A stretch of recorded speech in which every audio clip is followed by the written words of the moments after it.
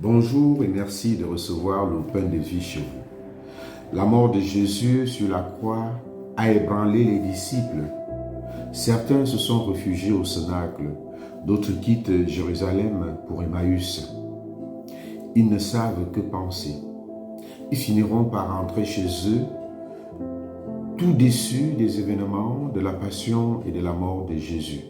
Cependant, une femme, Marie-Madeleine, marginalisée par la loi des hommes et pardonnée par Jésus, se rend de bonne heure au tombeau de celui qui a su l'écouter et l'a considéré comme une personne et lui ouvrir un chemin de vie nouvelle par la force du pardon.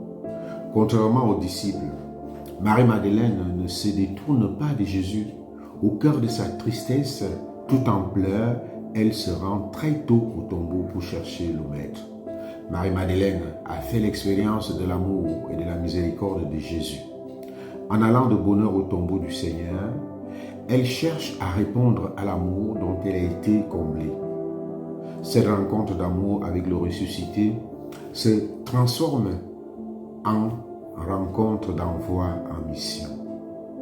Tout de suite, après s'être réchauffée par l'amour du ressuscité, elle est allée auprès des disciples pour leur annoncer la bonne nouvelle. L'expérience de Marie-Madeleine nous permet de comprendre que Jésus est toujours présent à nos vies. Ne doutons pas de sa tendresse qui relève le faible et le pauvre. Marie-Madeleine nous apprend que chaque rencontre avec le ressuscité doit nous transformer, nous établir en témoins de la résurrection. La foi en Jésus va de pair avec la mission.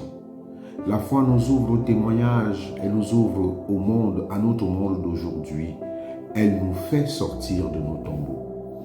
Heureux sommes-nous si nous ne restons pas sourds à cette parole que le ressuscité adresse au secret de nos cœurs.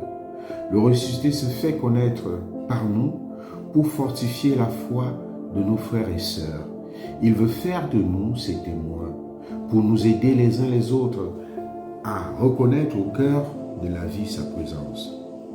Laissons-nous brûler par l'amour de nos rencontres avec Jésus et devenons les témoins de sa résurrection, de sa compassion et de sa charité auprès de nos frères et sœurs.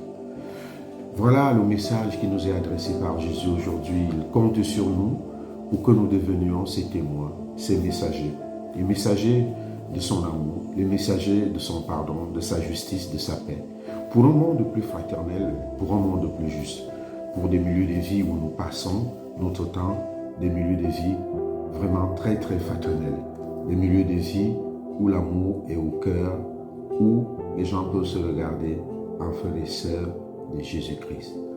Amen. Bonne journée à tous et à chacun.